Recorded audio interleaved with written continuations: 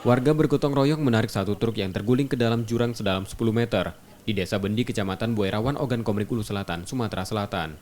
Upaya memindahkan badan truk yang bermuatan 6 ton sayuran yang dikendarai Hidayat dari Lampung menuju Martapura, Oku Timur ini sempat menutup jalan dari arus lalu lintas. Truk terguling pada malam hari. Akibat tak kuat melintas di jalan tanjakan dan menikung, truk mundur tak terkendali dan masuk jurang. Tidak ada korban jiwa dalam peristiwa tersebut, namun muatan sayur tumpah dan rusak. Warga setempat menerangkan ruas jalan tersebut memang rawan kecelakaan. Sepekan ini sudah 2 kecelakaan terjadi. Jam 12 malam kejadian. Jam 12 malam kejadian temundur. Oh, temundur ya. Temundur dia ada ke ini lagi. Itu sudah dua kali kejadian Mas ya di jalur ini minggu ini kan? Ya, ada 2 kali kejadian. Berapa ton itu yang diangkut sayur? Kira Kurang lebih 6 ton setengah. 6 ton setengah. Tomat sama sawi kan? Ya, tomat, sawi, tomat kubis. Informasinya sudah sering kecelakaan di sini Mas? Sering. Sering.